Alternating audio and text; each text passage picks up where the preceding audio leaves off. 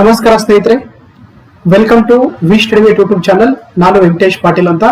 ಯಾರೆಲ್ಲ ನನ್ನ we study with YouTube channel subscribe ಮಾಡಲು ಪ್ಲೀಸ್ ಸಬ್ಸ್ಕ್ರೈಬ್ ಮಾಡಿ. ಹಾಗೆ ಬೆಲ್ ಬಟನ್ ಮುಖಾಂತರ ಯಾವತ್ತು ಕೂಡ ನನ್ನ ವಿಡಿಯೋಗಳಿಗೆ ನೋಟಿಫೈ ಆಗಿ.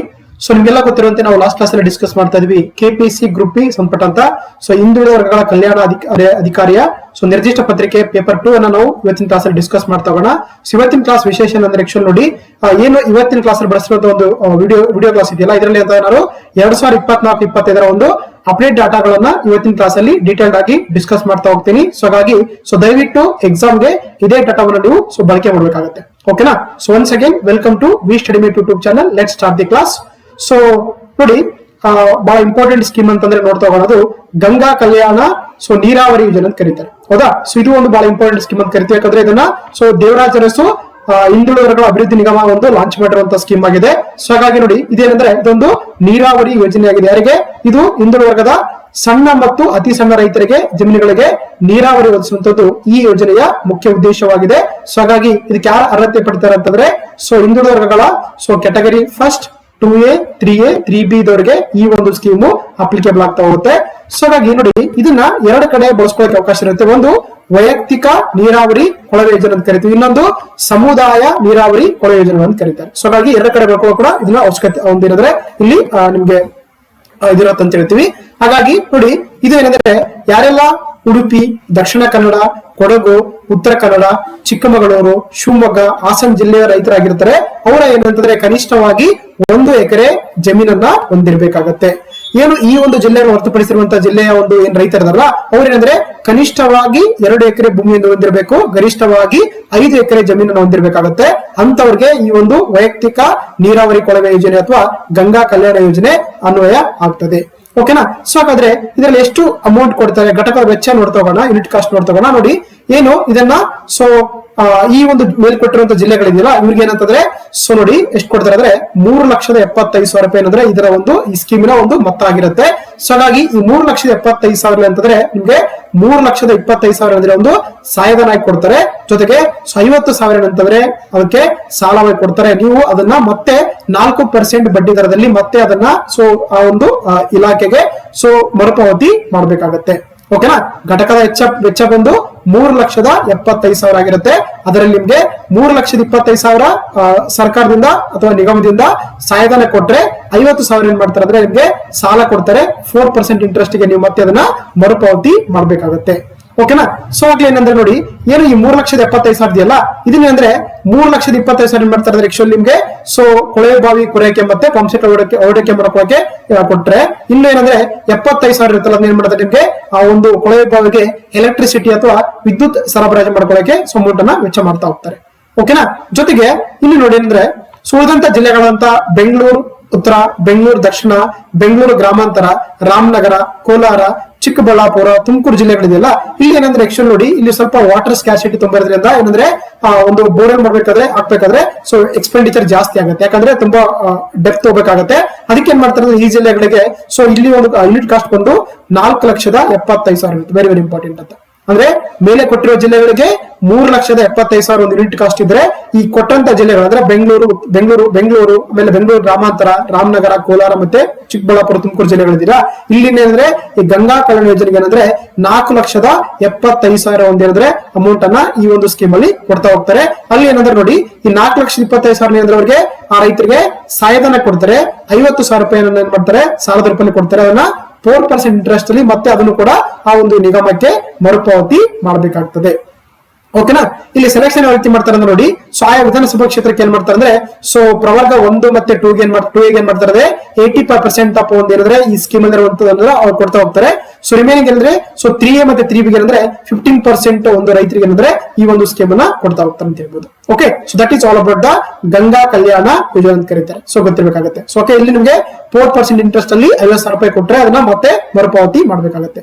ಇನ್ನು ನೋಡಿ, ಈ ಸಾಲ ಮರುಪಾವತಿ ಇದೆಯಲ್ಲ, ಅದೇನಂತಂದ್ರೆ ಏನಂದ್ರೆ ಏನ್ ಬೋರ್ವೆಲ್ ಹಾಕಿರ್ತಾರಲ್ಲ, ಏನಂದ್ರೆ ಆಕ್ಚುಲಿ 3 ವರ್ಷಗಳ ಅವಧಿ ಅಂದ್ರೆ ಸುಮಾರು 36 ತಿಂಗಳಲ್ಲಿ ಏನ್ ಮಾಡಬೇಕಾಗತ್ತೆ, 50,000 ಅಮೌಂಟ್ ಅನ್ನ 4% ಇಂಟ್ರೆಸ್ಟ್ ಅಲ್ಲಿ ನೀವು ಸರ್ಕಾರ ಆ ಒಂದು ನಿಗಮಕ್ಕೆ ಮರುಪಾವತಿ ಮಾಡಬೇಕಾಗ್ತದೆ. That is about the Ganga Kalyana Yojane ಅಂತ ಕರೀತಾರೆ. ನೆಕ್ಸ್ಟ್ ಸ್ಕೀಮ್ ನೋಡ್ತಾ ಹೋಗೋಣ. ಅರಿವು ಶೈಕ್ಷಣಿಕ ಸಾಲ ಯೋಜನೆ ಅಂತ ಕರೀತಾರೆ. ವೆರಿ ವೆರಿ ಇಂಪಾರ್ಟೆಂಟ್ ಸ್ಕೀಮ್ ಅಂತ ಕರಿಬಹುದು. ಅರಿವು ಶೈಕ್ಷಣಿಕ ಸಾಲ ಯೋಜನೆ ಅಂತ ಕರೀತಾರೆ. ನಮ್ಗೆ ಇಲ್ಲಿ ಹೆಸರಲ್ಲೇ ಗೊತ್ತಾಗ್ತದೆ, ಒಂದು ಎಜುಕೇಶನಲ್ ಲೋನ್ ಸ್ಕೀಮ್ ಆಗಿದೆ. ಯಾರಿಗೆ ಕೊಡ್ತಾರೆ ಇದನ್ನ? ಹಿಂದುಳಿದ ವರ್ಗಗಳಿಗೆ ಸೇರಿದಂತ ವಿದ್ಯಾರ್ಥಿಗಳಿಗೆ ಶೈಕ್ಷಣಿಕ ಅಭಿವೃದ್ಧಿಗೆ ನೀಡುವಂತ ಒಂದು ಆರ್ಥಿಕ ಸಾಲವಾಗಿದೆ ಅಂತ ಕರೀತಾರೆ. ನೋಡಿ ಎಷ್ಟು ಕೊಡ್ತಾರಪ್ಪ ಅಂದ್ರೆ ಇಲ್ಲಿ ವಾರ್ಷಿಕವಾಗಿ 1 ಲಕ್ಷ ರೂಪಾಯಿ ಅಂತ ಕೊಡ್ತಾ ಹೋಗ್ತಾರೆ. ಗರಿಷ್ಠ ಎಷ್ಟಂದ್ರೆ 4 ಲಕ್ಷದಿಂದ 5 ಲಕ್ಷದವರೆಗೆ ಏನಂದ್ರೆ ಈ ಒಂದು ಅರಿವು ಶೈಕ್ಷಣಿಕ ಸಾಲ ಯೋಜನೆಯಲ್ಲಿ ಹಿಂದುಳಿದ ವರ್ಗದ ವಿದ್ಯಾರ್ಥಿಗಳಿಗೆ ಸಾಲವನ್ನು ಕೊಡ್ತಾರೆ. ಇಲ್ಲಿ ಕೂಡ ಏನಂತಂದ್ರೆ ಅವೇನು ಸಾಲ ಕೊಟ್ಟಿರ್ತಾರಲ್ಲ ಅದನ್ನ ಮರುಪಾವತಿ ಮಾಡ್ಬೇಕಾದ್ರೆ 2% ಇಂಟ್ರೆಸ್ಟ್ ಅಥವಾ 2% ಬಡ್ಡಿ ದರದಲ್ಲಿ ಮತ್ತೆ ಅದನ್ನ ಆ ವಿದ್ಯಾರ್ಥಿಗಳು ನಿಗಮಕ್ಕೆ ಮರುಪಾವತಿ ಮಾಡಬೇಕಾಗ್ತದೆ. ಓಕೆನಾ? ಹಾಗಾದ್ರೆ ಏನ್ ಅರ್ಹತೆ ಹೊಂದಿರಬೇಕಂತ ನೋಡ್ತಾ ಹೋಗೋಣ. ಸೊ ಆ ವಿದ್ಯಾರ್ಥಿ ಏನಂದ್ರೆ ಹಿಂದುಳಿದ ವರ್ಗಗಳಿಗೆ ಸಂಬಂಧಪಟ್ಟಂತ ಪ್ರವರ್ಗ 1, 2A, 3A, 3Bಗೆ ಸೇರಿದಂತ ವಿದ್ಯಾರ್ಥಿ ಆಗಿರ್ಬೇಕಾಗ್ತದೆ. ಓಕೆ, ಇನ್ನು ಆ ಕುಟುಂಬದ ವಿದ್ಯಾರ್ಥಿಯ ಒಂದು ಏನು ಕುಟುಂಬದ ವಾರ್ಷಿಕ ಆದಾಯ ಇದೆಯಲ್ಲ ಅದು 3.5 ಲಕ್ಷದ ಒಳಗಡೆ ಇರಬೇಕಾಗ್ತದೆ. ಜೊತೆಗೆ ಆ ವಿದ್ಯಾರ್ಥಿ ಏನಂದ್ರೆ ಕಾಮನ್ ಎಂಟ್ರನ್ಸ್ ಟೆಸ್ಟ್ ಅಥವಾ ಸಾಮಾನ್ಯ ಪ್ರವೇಶ ಪರೀಕ್ಷೆ ಮುಖಾಂತರ ಏನಂದ್ರೆ ಸೀಟ್ ಪಡ್ಕೊಂಡಿದ್ರೆ ಆತನಿಗೆ ಈ ಒಂದು ಸಾಲ ಸಿಗ್ತಾ ಹೋಗುತ್ತೆ. ಇಲ್ಲಿ ನೋಡಿ ಸುಮಾರು 28 ಕೋರ್ಸ್ಗಳಿಗೆ ಇಲ್ಲಿ ಸಾಲವನ್ನು ಕೊಡ್ತಾ ಹೋಗ್ತಾರೆ. ಫಾರ್ ಎಕ್ಸಾಂಪಲ್ ಅಂದ್ರೆ BA ಆಗಿರ್ಬೋದು, MBBS ಆಗಿರ್ಬೋದು, BU MS ಆಗಿರ್ಬೋದು, BDS, MD, PhD ಹೌದಾ, ಆಮೇಲೆ B pharm, M pharm, biotechnology ಈ ತರದ ಸುಮಾರು 28 ಕೋರ್ಸ್ಗಳಿಗೆ ಏನಂದ್ರೆ ಈ ಒಂದು ಅರಿವು ಶೈಕ್ಷಣಿಕ ಸಾಲವನ್ನ ಕೊಡ್ತಾರೆ. ಓಕೆ, ಸೊ ಅದು ಹೇಳಿದ್ರೆ ಈ ಸಾಲವನ್ನು ವಿದ್ಯಾರ್ಥಿ ಮಾಡಬೇಕಾಗತ್ತೆ, ಮರುಪಾವತಿ ಮಾಡ್ಬೇಕಾಗತ್ತೆ. ಯಾವಾಗ ಮಾಡ್ಬೇಕಾಗತ್ತೆ ನೋಡಿ, ಏನು ಒಂದು ವಿದ್ಯಾರ್ಥಿ ಆ ಎಜುಕೇಶನ್ ಕೋರ್ಸ್ ಮುಗಿಸ್ಕೋತಾರಲ್ಲ, ಮುಗಿದ 4 ತಿಂಗಳ ನಂತರ ಅದನ್ನ ಏನ್ ಮಾಡಬೇಕಾಗತ್ತೆ 3 ವರ್ಷಗಳಲ್ಲಿ, ಅಂದ್ರೆ ಇಲ್ಲಿ ಕೂಡ 36 ತಿಂಗಳಲ್ಲಿ ಅಂತಂದ್ರೆ ಮಾಸಿಕವಾಗಿ ಏನಂದ್ರೆ ಕಂತುಗಳ ಮುಖಾಂತರ ಆ ಒಂದು ಸಾಲವನ್ನ 2% ಇಂಟ್ರೆಸ್ಟ್ ಅಲ್ಲಿ ಆ ನಿಗಮಕ್ಕೆ ಅಥವಾ ಸರ್ಕಾರಕ್ಕೆ ಮರುಪಾವತಿ ಮಾಡ್ಬೇಕಾಗ್ತದೆ. ಜೊತೆಗೆ ನೋಡಿ ಏನು ವಿದ್ಯಾರ್ಥಿಗಳು ಆಯ್ಕೆ ಹೇಗೆ ಮಾಡ್ತಾರೆ ಅಂದ್ರೆ, ಸಾಮಾನ್ಯವಾಗಿ ನಿಮ್ಗೆಲ್ಲ ಗೊತ್ತಿರುವಂತೆ ಏನು ಕರ್ನಾಟಕ ಎಕ್ಸಾಮಿನೇಷನ್ ಅಥಾರಿಟಿ ಇದೆಯಲ್ಲ, ಯಾರೆಲ್ಲ ಈ ಎಕ್ಸಾಮ್ ಪಾಸ್ ಆಗಿ ರ್ಯಾಂಕ್ ಪಡ್ಕೊಂಡಿರ್ತಾರೆ ಅವ್ರಿಗೆ ಡೈರೆಕ್ಟ್ ಆಗಿ ಈ ಲೋನ್ ಕೊಟ್ರೆ, ಏನು ಇನ್ನು ಜಿಲ್ಲೆವರೆಗೆ ಬಂದಾಗ ಏನ್ ಮಾಡ್ತಾರೆ, ಇತರ ಕೋರ್ಸ್ಗಳು ಏನ್ ಮಾಡ್ತಾರೆ ಅಂದ್ರೆ, ಸೊ ಆ ಜಿಲ್ಲೆಯ ಏನು ಜಿಲ್ಲಾ ಪಂಚಾಯತ್ ಒಬ್ಬ CO ಚೀಫ್ ಎಕ್ಸಿಕ್ಯೂಟಿವ್ ಆಫೀಸರ್ ಇರುತ್ತಲ್ಲ ಅವ್ರ ಅಧ್ಯಕ್ಷತೆ ಏನ್ ಮಾಡ್ತಾರೆ ಅಂದ್ರೆ ಒಂದು ಜಿಲ್ಲಾ ಆಯ್ಕೆ ಸಮಿತಿ ಅಂತ ಮಾಡ್ತಾರೆ. ಅದರ ಮುಖಾಂತರ ಆ ವಿದ್ಯಾರ್ಥಿಗಳಿಗೆ ಸೆಲೆಕ್ಷನ್ ಮಾಡ್ಕೊಂಡು ಲೋನ್ಗಳನ್ನ ಕೊಡ್ತಾರೆ. ಅದನ್ನ ನಾವು ಅರಿವು ಶೈಕ್ಷಣಿಕ ಸಾಲ ಯೋಜನೆ ಅಂತ ಕರೀತಾರೆ. ಓಕೆನಾ? ಸೊ ಇಲ್ಲಿ ನಮಗೆ ವಾರ್ಷಿಕವಾಗಿ 1 ಲಕ್ಷದಂತೆ ಗರಿಷ್ಠವಾಗಿ 4ರಿಂದ 5 ಲಕ್ಷದವರೆಗೆ ಕೊಡ್ತಾ ಹೋಗ್ತಾರೆ. ಇಂಟ್ರೆಸ್ಟ್ ರೇಟ್ ಬಂದು 2% ಇರುತ್ತೆ, ಗೊತ್ತಿರಬೇಕಾಗುತ್ತೆ. Okay, S. ನೆಕ್ಸ್ಟ್ ನೋಡ್ತಾ ಹೋಗೋಣ. ನೆಕ್ಸ್ಟ್ ವಿದೇಶಿ ವಿಶ್ವವಿದ್ಯಾಲಯದಲ್ಲಿ ಉನ್ನತ ಶಿಕ್ಷಣಕ್ಕಾಗಿ ಬಡ್ಡಿ ರಹಿತ ಸಾಲ ಯೋಜನೆ ಅಂತ ಕರೀತಾರೆ. ಅಂದ್ರೆ ಇಲ್ಲಿ ಸಾಲ ಕೊಟ್ರೆ ಇಲ್ಲಿ ಯಾವುದೇ ರೀತಿಯ ಇಂಟ್ರೆಸ್ಟ್ ರೇಟ್ ಇರಂಗಿಲ್ಲ ಅಂತ ಬಡ್ಡಿ ರಹಿತ ಸಾಲ ಇದೆ, ಹೌದಾ? ಸೊ ಹಾಗಾಗಿ ಇಲ್ಲಿ ಏನಂದ್ರೆ ಸಾಮಾನ್ಯವಾಗಿ ಯಾರೆಲ್ಲ ಒಂದು ಹಿಂದುಳಿದ ವಿದ್ಯಾರ್ಥಿಗಳು ಇರ್ತಾರೆ ಅವರು ಏನಾದ್ರು ಫಾರಿನ್ ನಲ್ಲಿ ಎಜುಕೇಶನ್ ಪಡಿಬೇಕು ಅನ್ಕೊಂಡ್ರೆ ಅವ್ರಿಗೆ ಬಡ್ಡಿ ರಹಿತವಾಗಿರುವಂತಹ ಸಾಲ ಕೊಡ್ತಾರಲ್ಲ ಅದನ್ನ ಈ ಒಂದು ಸಾಲ ಯೋಜನೆ ಅಂತ ಕರಿತಾ ಹೋಗ್ತಾರೆ. ಯಾವ ಕೋರ್ಸಿಗೆ ಕೊಡ್ತಾರೆ? ಇಂಜಿನಿಯರಿಂಗ್ ಮತ್ತೆ technology, management and commerce, science and technology ಅಂತ ಈ ತರದ 3 ವ್ಯಾಸಂಗದ ಕೋರ್ಸ್ಗಳ ಕ್ಷೇತ್ರಗಳಿಗೆ ಏನಂತಂದ್ರೆ ಸೊ ಅವ್ರಿಗೆ ವಿದೇಶದಲ್ಲಿ ಒಂದು ಅಧ್ಯಯನ ಮಾಡ್ಕೊಳ್ಳಕ್ಕೆ ಸರ್ಕಾರದಿಂದ ನಿಗಮದಿಂದ ಸಾಲವನ್ನು ಕೊಡ್ತಾ ಹೋಗ್ತಾರೆ. ಓಕೆ, ಸೊ ಹಾಗಾಗಿ ಇಲ್ಲಿ ಕೂಡ ವಿದ್ಯಾರ್ಥಿ ಸೊ ಹಿಂದುಳಿದ ವರ್ಗದ ಪ್ರವರ್ಗ 1, 2A, 3A, 3Bಗೆ ಸೇರಿದನಾಗಿರ್ಬೇಕಾಗತ್ತೆ. ಅದೇ ರೀತಿ ಸಾಲದ ಮೊತ್ತ ಬಂದು ಎಷ್ಟಿರ್ತಂದ್ರೆ ಗರಿಷ್ಠವಾಗಿ ಅಂದ್ರೆ ವಾರ್ಷಿಕವಾಗಿ ಅಂದ್ರೆ ವರ್ಷಕ್ಕೆ ಗರಿಷ್ಠ ಎಷ್ಟು ಕೊಡ್ತಾರೆ ಅಂದ್ರೆ 10 ಲಕ್ಷ ಕೊಟ್ಟು 2 ವರ್ಷದ ಅವಧಿಗೆ ಗರಿಷ್ಠವಾಗಿ 20 ಲಕ್ಷದವರೆಗೆ ಕೂಡ ಏನಂದ್ರೆ ಅವರಿಗೆ ಒಂದು ವಿದೇಶಿ ವಿಶ್ವವಿದ್ಯಾಲಯಗಳಲ್ಲಿ ಅಧ್ಯಯನ ಮಾಡ್ಕೊಳ್ಳಕ್ಕೆ ಸಾಲವನ್ನ ಕೊಡ್ತಾರೆ. ಓಕೆ, ಇನ್ನು ಅಭ್ಯರ್ಥಿ ವಯಸ್ಸು ಬಂದು ಅದೇನಾದ್ರೂ ಕೂಡ ಮಾಸ್ಟರ್ ಡಿಗ್ರಿ ಹೋಗ್ಬೇಕು ಅನ್ಕೊಂಡಿರಬೇಕು 25 ವರ್ಷದ ಒಳಗಡೆ ಇರ್ಬೇಕಾಗತ್ತೆ. ಆ ವಿದ್ಯಾರ್ಥಿ ಏನಾದ್ರೂ ಕೂಡ PhD ವ್ಯಾಸಂಗಕ್ಕೆ ಅರ್ಜಿ ಹಾಕಿದ್ರೆ ಆತ 27 ವರ್ಷದ ಒಳಗಡೆ ವಯೋಮಿತಿಯನ್ನ ಹೊಂದಿರಬೇಕಾಗ್ತದೆ. ಜೊತೆಗೆ ಆ ವಿದ್ಯಾರ್ಥಿಯ ಕುಟುಂಬದ ವಾರ್ಷಿಕ ಆದಾಯ ಇದೆಯಲ್ಲ ಅದು 8 ಲಕ್ಷದ ಒಳಗಡೆ ಅಥವಾ ಮಿತಿಯಲ್ಲಿ ಇರಬೇಕಾಗ್ತದೆ. ವೆರಿ ವೆರಿ ಇಂಪಾರ್ಟೆಂಟ್ ಅದು. ಜೊತೆಗೆ ಆ ವಿದ್ಯಾರ್ಥಿ ಇದೆಲ್ಲ ಆತಂದ್ರೆ ಸೊ ಏನಂದ್ರೆ ಲಾಸ್ಟ್ ಅರ್ಹತೆ ಒಂದು ಏನು ಎಂಟ್ರನ್ಸ್ ಎಕ್ಸಾಮ್ ಅಥವಾ ಒಂದು ಎಲಿಜಿಬಿಲಿಟಿ ಎಕ್ಸಾಮ್ ಇರುತ್ತಲ್ಲ ಅದರಲ್ಲಿ ಅಟ್ ಲೀಸ್ಟ್ ಆತ 60% ಸ್ಕೋರ್ ಪಡೆದಿರ್ಲೇಬೇಕಂತ ಒಂದು ಕಡ್ಡಾಯ ಇರುವಂತದ್ದು. ಅದೇ ರೀತಿ ಏನಂದ್ರೆ ಆ ವಿದ್ಯಾರ್ಥಿ ಅಂದ್ರೆ 60% ಸ್ಕೋರ್ ಪಡೆದು ಒಂದು ಯಾವುದೋ ಒಂದು ಫಾರಿನ್ ಯೂನಿವರ್ಸಿಟಿ ಸೆಲೆಕ್ಟ್ ಆದ ತಕ್ಷಣ ಅಂದ್ರೆ ಆತನ ಒಂದು ಇಲ್ಲಿ ಅರ್ಜಿ ಹಾಕ್ಬೇಕಾದ್ರೆ ಅದರ ಒಂದು ಪ್ರವೇಶ ಪತ್ರ ಆಗಿರ್ಬೋದು, ಅದರ ಆ ದೇಶದ ಒಂದು ವೀಸಾ ಆಗಿರ್ಬೋದು, ಪಾಸ್ಪೋರ್ಟ್ ಆಗಿರ್ಬೋದು ಎಲ್ಲವನ್ನು ಕೂಡ ಅಂದ್ರೆ ಸೊ ಒಂದು ಅಪ್ಲಿಕೇಶನ್ ಜೊತೆ ಹಾಕಿದ್ರೆ ಆತನಿಗೆ ಲೋನ್ ಕೊಡ್ತಾ ಹೋಗ್ತಾರೆ. ಓಕೆ, ಇನ್ನು ನೋಡಿ ಆಕ್ಚುಲಿ ಅಂದ್ರೆ ಇಲ್ಲಿ ಯಾವುದೇ ರೀತಿಯ ಒಂದು ವಿದ್ಯಾರ್ಥಿ ಕೊಡುವಂತ ಸಾಲ ಇದೆಯಲ್ಲ 0% ಅಥವಾ ಯಾವುದೇ ರೀತಿಯ ಬಡ್ಡಿ ಇರಂಗಿಲ್ಲ. ಅದಕ್ಕೆ ಏನ್ ಮಾಡ್ತಾರೆ ಅಂದ್ರೆ ಆ ಸಾಲದ ವಿದ್ಯಾರ್ಥಿಗೆ ಅಂದ್ರೆ ಒಂದು ಸಾಲದ ಭದ್ರತೆಯನ್ನ ತಗೋತಾರೆ, ಸೆಕ್ಯೂರಿಟಿ ತಗೋತಾರೆ. ಏನ್ ತಗೋತಾರೆ ಅಂದ್ರೆ ವಿದ್ಯಾರ್ಥಿಯ ತಂದೆ ಅಥವಾ ಜಮೀನ್ದಾರ ಹೊಂದಿರುವ ಸ್ಥಿರಾಸ್ತಿಯನ್ನು ಏನ್ ಮಾಡ್ಬೇಕಂದ್ರೆ ಆ ನಿಗಮ ಯಾವ ನಿಗಮ ಕೊಟ್ಟಿರ್ತಾರೆ ಅದರಲ್ಲಿ ಅವ್ರು ಇದ್ರೆ ಕೊಲ್ಯಾಟ್ರಲ್ ಸೆಕ್ಯೂರಿಟಿ ಆಗಿ ಅವ್ರ ಫಾರ್ ಎಕ್ಸಾಂಪಲ್ ಅಂದ್ರೆ ಅವರೊಂದು ಲ್ಯಾಂಡ್ ಪತ್ರಗಳನ್ನ ಅಥವಾ ಅವ್ರನ್ನ ಸೊ ಅಲ್ಲಿ ಒತ್ತಿಡ್ಬೇಕಾಗುತ್ತೆ. ಸೊ ಅವಾಗ ಅವ್ರಿಗೆ ಲೋನ್ ಸಿಗ್ತಾ ಹೋಗುತ್ತೆ. ಓಕೆ, ಇನ್ನು ವಿದ್ಯಾರ್ಥಿಗಳು ಯಾವ ರೀತಿ ಆಯ್ಕೆ ಮಾಡ್ತಾರೆ ಸಾಮಾನ್ಯವಾಗಿ ಏನು ಹಿಂದುಳಿದ ವರ್ಗಗಳ ಕಲ್ಯಾಣ ಇಲಾಖೆಯ ಏನು ಆಯುಕ್ತಿರುತ್ತಲ್ಲ ಅವರ ಅಧ್ಯಕ್ಷತೆ ಏನ್ ಮಾಡ್ತಾ ಇದ್ರೆ ಒಂದು ಆಯ್ಕೆ ಸಮಿತಿ ಮಾಡ್ಕೊಂಡಿರಿದ್ರೆ ಆ ವಿದ್ಯಾರ್ಥಿಗಳನ್ನ ಸೆಲೆಕ್ಷನ್ ಮಾಡ್ತಾ ಹೋಗ್ತಾರೆ. ಜೊತೆಗೆ ಮರುಪಾವತಿ ಅವಧಿ ಬಂದಾಗಿರೋದ್ರೆ ಆ ವಿದ್ಯಾರ್ಥಿ ಏನು ಸುಮಾರು 60 ಮಾಸಿಕ ಕಂತುಗಳಲ್ಲಿ ವ್ಯಾಸಂಗ ಪೂರ್ಣಗೊಂಡಂತ 1 ವರ್ಷದ ನಂತರ ಏನಂತಂದ್ರೆ ಅಥವಾ ಉದ್ಯೋಗದರತ 6 ತಿಂಗಳ ನಂತರ ಅಂದ್ರೆ 60 ಕಂತುಗಳಲ್ಲಿ ಅಂದ್ರೆ ಸುಮಾರು 5 ವರ್ಷಗಳಲ್ಲಿ ಅಂತಂದ್ರೆ ಆಕ್ಚುಲಿ ಆತ 0% ಬಡ್ಡಿಲಾರದೆ ಏನ್ ಅಮೌಂಟ್ ಒಂದು ಸಾಲ ಕೊಟ್ಟಿರ್ತಾರೆ ಅದೆಲ್ಲವನ್ನು ಕೂಡ ನಿಗಮಕ್ಕೆ ಮರುಪಾವತಿ ಮಾಡಬೇಕಾಗ್ತದೆ. So that is called the ಈ ಒಂದು ಸ್ಕೀಮ್ ಅಂತ ಕರಿತೀವಿ. ಓಕೆನಾ? ಎಸ್. ನೆಕ್ಸ್ಟ್ ನೋಡ್ತಾ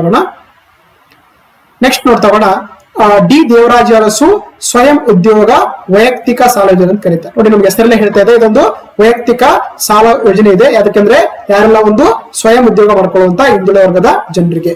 ಸೊ ಹಾಗಾಗಿ ಇದೇನಂದ್ರೆ ಹಿಂದುಳಿದ ವರ್ಗಗಳಿಗೆ ಏನಂತಂದ್ರೆ ಒಂದು ಸ್ವಯಂ ಉದ್ಯೋಗದ ಒಂದು ಆರ್ಥಿಕ ಚಟುವಟಿಕೆಗಳನ್ನ ಕೈಗೊಳ್ಳಕ್ಕೆ ಏನ್ ಮಾಡ್ತಾರೆ ಅಂದ್ರೆ ಸುಮಾರು 2 ಲಕ್ಷಗಳವರೆಗೆ ಏನಂದ್ರೆ ಸಾಲವನ್ನ 4% ಬಡ್ಡಿದಲ್ಲಿ ಏನಂತಂದ್ರೆ ಈ ಒಂದು ನಿಗಮದ ಮುಖಾಂತರ ಒಂದು ಕಮ್ಯುನಿಟಿಗಳಿಗೆ ಕೊಡ್ತಾ ಹೋಗ್ತಾರೆ. ಏನಂದ್ರೆ ಅವರು ವ್ಯಾಪಾರ ಮಾಡಬಹುದು, ಕೈಗಾರಿಕೆ ಮಾಡಬಹುದು, ಅಂದ್ರೆ ಸಾರಿಗೆ ಟ್ರಾನ್ಸ್ಪೋರ್ಟೇಷನ್ ಯಾವ್ದೋ ಗೂಡ್ಸ್ ತಗೊಂಡು ಟ್ರಾವೆಲ್ ಮಾಡಬಹುದು, ಅದೇ ರೀತಿ ಯಾವ್ದೋ ಸರ್ವಿಸ್ ಸೆಕ್ಟರ್ ಕೆಲಸ ಮಾಡಬಹುದು. ಅಂತವ್ರಿಗೆ ಏನಂದ್ರೆ ಈ ಒಂದು ಯೋಜನೆ ಮುಖಾಂತರ ಅವರಿಗೆ ಸಾಲ ಸೌಲಭ್ಯ ಕೊಡ್ತಾ ಹೋಗ್ತಾರೆ. ಓಕೆನಾ? ಸೊ ಹಾಗಾಗಿ ಇಲ್ಲಿ ಕೂಡ ಪ್ರವರ್ಗ 1, 2, 2A, 3A, 3B ಮಾತ್ರ ಸೊ ಈ ಒಂದು ಸ್ಕೀಮ್ ಅಪ್ಲಿಕೇಬಲ್ ಆಗ್ತಾ ಹೋಗುತ್ತೆ. ಇನ್ನು ಆ ಸಾಲ ಕೊಡ್ಬೇಕಾದ್ರೆ ಕುಟುಂಬದ ವಾರ್ಷಿಕ ಆದಾಯ ಬಂದು ಏನಾದ್ರು ಕೂಡ ಅವರು ಆ ಒಬ್ಬ ಅಭ್ಯರ್ಥಿ ಗ್ರಾಮಾಂತರ ಪ್ರದೇಶದಾಗಿದ್ರೆ ಅಥವಾ ರೂರಲ್ ಆಗಿದ್ರೆ 98,000 ಒಳಗಡೆ ಅವರ ಒಂದು ಆದಾಯದ ಮಿತಿ ಇರಬೇಕಾಗತ್ತೆ. ಆ ವ್ಯಕ್ತಿ ಏನಾದ್ರು ಕೂಡ ಪಟ್ಟಣ ಪ್ರದೇಶನಾಗಿದ್ರೆ 1,20,000 ಒಳಗಡೆ ಏನಂತಂದ್ರೆ ಅವರ ಒಂದು ಆದಾಯದ ಮಿತಿ ಇರಬೇಕಾಗ್ತದೆ. ಓಕೆ. ಜೊತೆಗೆ ಅವರು ಕರ್ನಾಟಕ ರಾಜ್ಯದ ಕಾಯಂ ನಿವಾಸಿ ಅಥವಾ permanent resident of the Karnataka ಆಗಿರ್ಬೇಕಾಗ್ತದೆ. ಜೊತೆಗೆ ಅರ್ಜಿದ ಆದಾಯ ಏನಂತಂದ್ರೆ ಕನಿಷ್ಠ ವಯಸ್ಸು ಬಂದು 21 ವರ್ಷ ಇರಬೇಕು, ಗರಿಷ್ಠ ಒಂದು 55 ವರ್ಷದ ಒಳಗಡೆ ಇರ್ಬೇಕಾಗ್ತದೆ. ಜೊತೆಗೆ ಆ ಏನು ಅಭ್ಯರ್ಥಿ ಇದಲ್ಲ ಆತ ಅಟ್ಲೀಸ್ಟ್ 10ನೇ ತರಗತಿ ಅಥವಾ ಉತ್ತೀರ್ಣ ಅಥವಾ ಅನುತ್ತೀರ್ಣ ಆದ್ರೂ ಕೂಡ ಅವ್ರಿಗೆ ಕೊಡ್ತಾ ಹೋಗ್ತಾರೆ. ಅದೇ ರೀತಿ PUC ಮುಗಿಸಿರ್ಬೋದು ಅಥವಾ ತತ್ಸಮಾನ ವಿದ್ಯಾರ್ಥಿ ಹೊಂದಿದ್ರೆ, ಜೊತೆಗೆ ಆತ ನಿರುದ್ಯೋಗಿ ಆದ್ರೆ ಆತನಿಗೆ ಲೋನ್ ಗಳನ್ನ ಕೊಡಲಾಗ್ತದೆ. ಜೊತೆಗೆ ನೋಡಿ ಈ ಏನಾದ್ರು ಕೂಡ ಹಿಂದೆ ಆ ವ್ಯಕ್ತಿ ಏನಾದ್ರು ಕೂಡ ಹಿಂದೆ ಒಂದು ಲಾಸ್ಟ್ ಇಯರ್ ಏನಾದ್ರು ಕೂಡ ಈ ತರ ಸ್ಕೀಮ್ ಗಳು ತಗೊಂಡ್ರೆ ಅವರಿಗೆ ಈ ಸ್ಕೀಮ್ ಮತ್ತೆ ಅಪ್ಲಿಕೇಬಲ್ ಆಗಲ್ಲ. ಒಂದ್ಸಲ ಮಾತ್ರ ತೊಗೊಳಕ್ಕೆ ಅವಕಾಶ ಇರುತ್ತೆ. ಜೊತೆಗೆ ಈ ಯೋಜನೆ ಇದೆಯಲ್ಲ ಮಹಿಳೆಯರಿಗೆ ಅಂದ್ರೆ 50% ಒಂದು ಮೀಸಲಾನ್ನು ಕೂಡ ಆಕ್ಚುಲಿ ಇಡ್ತಾ ಹೋಗ್ತಾರೆ. ಅದೇ ರೀತಿ ಅಂಗವಿಕಲರಿಗೆ ಬಂದು ಸುಮಾರು 5% ಅಷ್ಟು ಏನಂದ್ರೆ ಸ್ಕೀಮ್ ನ ಒಂದು ಅಮೌಂಟ್ ಅನ್ನ ಅವರಿಗೆ ಕೊಡ್ತಾ ಹೋಗ್ತಾರೆ ಅಂತ ಹೇಳ್ಬೋದು. ಜೊತೆಗೆ ಒಬ್ಬ ಕುಟುಂಬದ ಒಬ್ಬರಿಗೆ ಮಾತ್ರ ಇದು ಏನಂದ್ರೆ ಅವಕಾಶ ಇರುತ್ತೆ. ಜೊತೆಗೆ ಏನಂದ್ರೆ ಏನು ಅಭ್ಯರ್ಥಿ ಕೈಗೊಳ್ಳುವ ಚಟುವಟಿಕೆ ಬಗ್ಗೆ ತರಬೇತಿ ಅನುಭವ ಮತ್ತೆ ತಿಳುವಳಿಕೆ ಕೂಡ ಹೊಂದಿರಬೇಕಾಗ್ತದೆ. ಸೊ ಅವಾಗ ಏನಂದ್ರೆ ಆತನಿಗೆ ಸಾಲ ಕೊಡ್ತಾ ಹೋಗ್ತಾರೆ. ಇನ್ನು ಸಾಲ ಎಷ್ಟು ಕೊಡ್ತಾರೆ ಅಂತ ಆಗ್ಲೇ ಹೇಳಿದಂಗೆ ಏನಂದ್ರೆ ಸೊ ಕನಿಷ್ಠವಾಗಿ 1 ಲಕ್ಷದಿಂದ 2 ಲಕ್ಷ ರೂಪಾಯಿ ಕೊಡ್ತಾರೆ. ಓಕೆನಾ? ಆತೇನಂದ್ರೆ 4% ಇಂಟ್ರೆಸ್ಟ್ ಅಲ್ಲಿ ಮತ್ತೆ ಅದನ್ನ ಮರುಪಾವತಿ ಮಾಡ್ಬೇಕಾಗ್ತದೆ.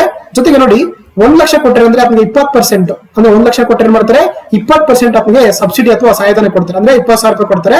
ಅದೇ ರೀತಿ ಏನಾದ್ರು ಕೂಡ ಆ ಅಭ್ಯರ್ಥಿ 1 ಲಕ್ಷದಿಂದ 2 ಲಕ್ಷ ಏನಾದ್ರು ಸಾಲ ಪಡ್ಕೊಂಡ್ರೆ ಏನ್ ಮಾಡ್ತಾರೆ ಆತನಿಗೆ 15% ಅಂದ್ರೆ ಸಬ್ಸಿಡಿ ಅಂದ್ರೆ ಸುಮಾರು 30,000 ಏನಂತಾರೆ ಒಂದು ಸಹಾಯಧನವನ್ನು ಕೂಡ ಕೊಟ್ಟಿರ್ತಾರೆ. ಇದು ಒಂದು ಘಟಕದ ಅಥವಾ ಸಾಲದ ವೆಚ್ಚ ಅಂತ ಕರಿತೀವಿ. ಓಕೆನಾ? ಎಸ್. ನೆಕ್ಸ್ಟ್ ನೋಡ್ತಾ ಹೋಗೋಣ. ನೆಕ್ಸ್ಟ್ ಸ್ಕೀಮು ಸ್ವಾವಲಂಬಿ ಸಾರಥಿ ಯೋಜನೆ ಅಂತ ಕರೀತಾರೆ. ನೋಡಿ ಸಾರಥಿ ಅಂತ ತಕ್ಷಣ ನಮ್ಗೆ ಒಂಥರ ಏನಂದ್ರೆ ಇದೊಂದು ವೆಹಿಕಲ್ ಅಂತ ನೆನಪು ಬರುತ್ತೆ. ಸೊ ಹಾಗಾಗಿ ಏನಂದ್ರೆ ಏನು ಹಿಂದುಳಿದ ಜನರಿಗೆ ಏನಂತಂದ್ರೆ 4 ವೀಲರ್ ವೆಹಿಕಲ್ ನ ಖರೀದಿ ಮಾಡಕ್ಕೆ ಅಂದ್ರೆ ಈ ಯೋಜನೆ ಏನ್ ಮಾಡ್ತಾರೆ ಅಂದ್ರೆ ಒಂದು ಹಣಕಾಸಿನ ನೆರವು ಕೊಡುವಂತ ಸ್ಕೀಮ್ ಇದೆಯಲ್ಲ ಅದನ್ನ ನಾವು ಸ್ವಾವಲಂಬಿ ಸಾರಥಿ ಯೋಜನೆ ಅಂತ ಕರೀತಾರೆ. ಓಕೆನಾ? ಸೊ ಹಾಗಾಗಿ ನೋಡಿ ಏನಂದ್ರೆ ಇದು ಕೂಡ ಸೊ ಪ್ರವರ್ಗ 1, 2A, 3A, 3B ಇರುವಂತಹ ಅಭ್ಯರ್ಥಿಗಳಿಗೆ ಈ ಒಂದು ಸಾಲ ಸಿಗ್ತಾ ಹೋಗುತ್ತೆ. ಜೊತೆಗೆ ಅವ್ರೇನಂದ್ರೆ ಕಡ್ಡಾಯವಾಗಿ ಯಾರೆಲ್ಲ ಒಂದು ಅಪ್ಲಿಕೇಶನ್ ಹಾಕ್ತಾರೆ ಅವ್ರೇನಂದ್ರೆ ಅವ್ರ ಹತ್ರ ಲಘು ವಾಹನ ಚಾಲನಾ ಪರವಾನಗಿ ಅಂದ್ರೆ ಒಂದು ಡ್ರೈವಿಂಗ್ ಲೈಸೆನ್ಸ್ ಅನ್ನು ಅವರು ಹೊಂದಿರಬೇಕಾಗ್ತದೆ. ಜೊತೆಗೆ ಅರ್ಜಿ ಹಾಕುವಂತ ಏನು ವ್ಯಕ್ತಿ ಇದಲ್ಲ ಆತನ ಕುಟುಂಬದ ವಾರ್ಷಿಕ ಆದಾಯ ಬಂದು ಗ್ರಾಮಾಂತರ ಪ್ರದೇಶನಾಗಿದ್ರೆ 98,000 ಒಳಗಡೆ ಅವರ ಒಂದು ಆದಾಯದ ಮಿತಿ ಇರಬೇಕಾಗುತ್ತೆ. ಆ ವ್ಯಕ್ತಿ ಏನಾದ್ರು ಕೂಡ ಪಟ್ಟಣ ಪ್ರದೇಶನಾಗಿದ್ರೆ 1,20,000 ಒಂದು ಒಳಗಡೆ ಆತನ ಒಂದು ಆದಾಯದ ಮಿತಿ ಇರಬೇಕಾಗ್ತದೆ. ಜೊತೆಗೆ ಆತ ಕರ್ನಾಟಕ ರಾಜ್ಯದ ಕಾಯಂ ನಿವಾಸಿ ಆಗಿರ್ಬೇಕಾಗ್ತದೆ. ಜೊತೆಗೆ ವಯೋಮಿತಿ ಬಂದು ಕನಿಷ್ಠವಾಗಿ 18ರಿಂದ 55 ವರ್ಷಗಳ ಒಂದು ವಯಸ್ಸಿನೊಳಗಡೆ ಅವರು ಇರ್ಬೇಕಾಗ್ತಾ ಹೋಗ್ತದೆ. ಜೊತೆಗೆ ಸೊ ನಾ ಹಾಗೆ ಹೇಳಿದಂಗೆ ಅಂದ್ರೆ ಈ ಸ್ಕೀಮ್ ಕೂಡ ಹಿಂದೆ ಒಂದ್ಸಲ ಪಡ್ಕೊಂಡ್ರೆ ಮತ್ತೆ ಇದು ಸ್ಕೀಮ್ ಅಪ್ಲಿಕೇಬಲ್ ಆಗ್ತಾ ಹೋಗಲ್ಲ. ಜೊತೆಗೆ ಅವರು ಕಡ್ಡಾಯವಾಗಿ ಸೊ ಏನಂದ್ರೆ ಬ್ಯಾಂಕ್ ಶಾಖೆಯ ಖಾತೆಯನ್ನ ಹೊಂದಿರಬೇಕಾಗ್ತದೆ. ಜೊತೆಗೆ ಒಂದು ಕುಟುಂಬದ ಒಬ್ಬರಿಗೆ ಮಾತ್ರ ಈ ಒಂದು ಸ್ಕೀಮ್ ಅಪ್ಲಿಕೇಬಲ್ ಆಗ್ತಾ ಹೋಗುತ್ತೆ. ಓಕೆನಾ. ಸೊ ಹಾಗಾಗಿ ಇಲ್ಲೇನಂತ ನೋಡಿ, ಸಾಮಾನ್ಯವಾಗಿ 4 ಚಕ್ರ ವಾಹನಗಳಂತಂದ್ರೆ ಅವರು ಟ್ಯಾಕ್ಸಿ ತಗೋಬಹುದು, ಟಾಟಾ ಎಸಿ ತಗೋಬಹುದು, ಗೂಡ್ಸ್ ವಾಹನಗಳನ್ನ ತಗೋಬಹುದು. ಈ ತರ ತಗೊಂಡ್ರೆ ಅವರು ಒಂದು ಉದ್ಯೋಗ ಸೃಷ್ಟಿ ಮಾಡ್ಕೊಳ್ಳಕ್ಕೆ ಕೊಡುವಂತ ಒಂದು ಯೋಜನೆ ಅಂತ ಕರಿತೀವಿ. ಸೊ ಜೊತೆಗೆ ನೋಡಿ, ಇಲ್ಲಿ ಗರಿಷ್ಠವಾಗಿ ಅಂದ್ರೆ ಸುಮಾರು 50% ಅಂದ್ರೆ 3 ಲಕ್ಷದವರೆಗೂ ಕೂಡ ಏನಂತಾರೆ ಅವರಿಗೆ ಒಂದು ಸಾಲವನ್ನ ಕೊಡ್ತಾ ಅಂದ್ರೆ ಸಹಾಯಧನವನ್ನು ಕೊಡ್ತಾ ಹೋಗ್ತಾರೆ. ರಿಮೈನಿಂಗ್ ಏನ್ ಮಾಡ್ತಾರೆ ಅಂದ್ರೆ ಆ ರಿಮೈನಿಂಗ್ ಅನ್ನ ಸೊ ಬ್ಯಾಂಕ್ ಮುಖಾಂತರ ಲೋನ್ ಮುಖಾಂತರ ಅಮೌಂಟ್ ಅನ್ನ ಕೊಡ್ತಾ ಹೋಗ್ತಾರೆ. ಸೊ ಇದು ಒಂದು ನಮಗೆ ಸ್ವಾವಲಂಬಿ ಸಾರಥಿ ಯೋಜನೆ ಅಂತ ಕರೀತಾರೆ. ಓಕೆನಾ. ಎಸ್. ನೆಕ್ಸ್ಟ್ ನೋಡ್ತಾ ಹೋಗೋಣ, ಹೊಲಿಗೆ ಯಂತ್ರ ವಿತರಣೆ ಯೋಜನೆ ಅಂತ ಕರೀತಾರೆ. ಸೊ ಏನಂದ್ರೆ ನೋಡಿ, ವಿಶೇಷವಾಗಿ ಮಹಿಳೆಯರಿಗೆ ಒಂದು ಉದ್ಯೋಗ ಮಾಡ್ಕೊಳಕ್ಕೆ ಏನಂದ್ರೆ ಸ್ವಾವಲಂಬಿಯನ್ನು ಮಾಡ್ಕೊಳಕ್ಕೆ ಏನಂದ್ರೆ ಈ ಒಂದು ಸ್ಕೀಮ್ ಅನ್ನು ಮಾಡಿದ್ರೆ ಅದನ್ನ ನಾವು ಹೊಲಿಗೆ ಯಂತ್ರ ವಿತರಣೆ ಯೋಜನೆ ಅಂತ ಕರೀತಾರೆ. ಇದು ಕೂಡ ಹಿಂದುಳಿದ ವರ್ಗಗಳ ಪ್ರವರ್ಗ 1, 2A, 3A ಮತ್ತು 3B ಗೆ ಸೇರಿದಂತ ಮಹಿಳೆಯರಿಗೆ ಕೊಡುವಂತ ಒಂದು ಸ್ಕೀಮ್ ಆಗಿದೆ. ಸೊ ಹಾಗಾಗಿ ಇದೇನಂದ್ರೆ ಅವರ ಆದಾಯ ಮಿತಿ ಬಂದೇನಂದ್ರೆ ಗ್ರಾಮಾಂತರ ಪ್ರದೇಶರಾಗಿದ್ರೆ 98,000 ಒಳಗಡೆ ಇರ್ಬೇಕಾಗ್ತದೆ. ಪಟ್ಟಣ ಪ್ರದೇಶರಾಗಿದ್ರೆ ಅವರು 1,20,000 ಒಳಗಡೆ ಇರ್ಬೇಕಾಗ್ತದೆ. ಹೌದಾ. ಅದೇ ರೀತಿ ಅರ್ಜಿದಾರ ವಯಸ್ಸು ಬಂದು 18 ರಿಂದ 50 ವರ್ಷದೊಳಗಿರುವಂತಹ ಅಭ್ಯರ್ಥಿಗಳಿಗೆ ಮಾತ್ರ ಅಂದ್ರೆ ಮಹಿಳೆಯರಿಗೆ ಮಾತ್ರ ಈ ಒಂದು ಸ್ಕೀಮ್ ಅಪ್ಲಿಕೇಬಲ್ ಆಗ್ತಾ ಹೋಗುತ್ತೆ. ಸಾಮಾನ್ಯವಾಗಿ ಅಂದ್ರೆ ಅವರಿಗೆ ಡೈರೆಕ್ಟ್ ಆಗಿ ಹೊಲಿಗೆ ಯಂತ್ರನೇ ಕೊಡೋದ್ರಿಂದ ಯಾವುದೇ ರೀತಿಯ ಒಂದು ಘಟಕದ ವೆಚ್ಚವನ್ನು ಕೂಡ ಮೆನ್ಷನ್ ಮಾಡಿಲ್ಲ. ನೇರವಾಗಿ ಏನ್ ಮಾಡ್ತಾರೆ, ಅವರಿಗೆ ಮಷಿನ್ ಗಳನ್ನೇ ಕೊಡ್ತಾ ಹೋಗ್ತಾರೆ. Okay. So that is the ಹೊಲಿಗೆ ಯಂತ್ರ ವಿತರಣೆ ಯೋಜನೆ ಅಂತ ಕರೀತಾರೆ. ಓಕೆ. ಎಸ್. ನೆಕ್ಸ್ಟ್ ನೋಡ್ತಾ ಹೋಗೋಣ, ಸ್ವಯಂ ಉದ್ಯೋಗ ಸಾಲ ಯೋಜನೆ ಅಂತ ಕರೀತಾರೆ. ಇದರಿಂದ ಕಮರ್ಷಿಯಲ್ ಬ್ಯಾಂಕ್ ಗಳ ಒಂದು ಸಹಕಾರದೊಂದಿಗೆ ಏನಂದ್ರೆ ಅವರಿಗೆ ಸಾಲ ಕೊಡ್ತಾ ಹೋಗ್ತಾರೆ. ಸೊ ಅದೇನಂತಂದ್ರೆ ನೋಡಿ, ಇಲ್ಲಿ ಇದನ್ನ ಕೊಡೋದು ಯಾರು ಕೊಡ್ತಾರೆ ಅಂದ್ರೆ ದೇವರಾಜ ಅರಸು ಹಿಂದುಳಿದ ವರ್ಗಗಳ ಅಭಿವೃದ್ಧಿ ನಿಗಮ ಮುಖಾಂತರ ಕೊಡ್ತಾ ಹೋಗ್ತಾರೆ. ಸೊ ಹಾಗಾಗಿ ಯಾರೆಲ್ಲ ಒಂದು ಆರ್ಥಿಕ ಚಟುವಟಿಕೆ ಕೈಗೊಳ್ಳಬೇಕು ಅನ್ಕೊಂಡಿರ್ತಾರೆ ಏನ್ ಮಾಡ್ತಾರೆ, ಸುಮಾರು ಗರಿಷ್ಠವಾಗಿ 1 ಲಕ್ಷದವರೆಗೆ ಅಂದ್ರೆ ಸಾಲ ಕೊಡ್ತಾ ಹೋಗ್ತಾರೆ. ಸುಮಾರು 20% ಏನಂದ್ರೆ ಅವರಿಗೆ ಏನಂದ್ರೆ ಒಂದು ಸಬ್ಸಿಡಿ ಕೊಡ್ತಾ ಹೋಗ್ತಾರೆ. ಓಕೆನಾ. ಸೊ ಹಾಗಾಗಿ ರಿಮೈನಿಂಗ್ ಅಮೌಂಟ್ ಏನಂತಂದ್ರೆ ಅವರಿಗೆ ಸೊ ಬ್ಯಾಂಕ್ ಗಳ ಮುಖಾಂತರ ಸಾಲದ ರೂಪದಲ್ಲಿ ಕೊಡ್ತಾ ಹೋಗ್ತಾರೆ. ಮತ್ತೆ ಅದನ್ನ ಅವ್ರೇನಂದ್ರೆ ಮರುಪಾವತಿ ಮಾಡ್ಬೇಕಾಗುತ್ತೆ. ನಾವು ಅದನ್ನ ನಾವೇನ್ ಕರಿತೀವಿ ಅಂದ್ರೆ ಸೊ ಸ್ವಯಂ ಉದ್ಯೋಗ ಸಾಲ ಯೋಜನೆ ಅಂತ ಕರಿತೀವಿ. ಇದೊಂದು ಕಮರ್ಷಿಯಲ್ ಬ್ಯಾಂಕ್ ಒಂದು ಕೋಆಪರೇಷನ್ ಮುಖಾಂತರ ಕೊಡುವಂತ ಒಂದು ಸ್ಕೀಮ್ ಆಗಿದೆ ಅಂತ ಹೇಳ್ಬೋದು ನಾವು. ಎಸ್.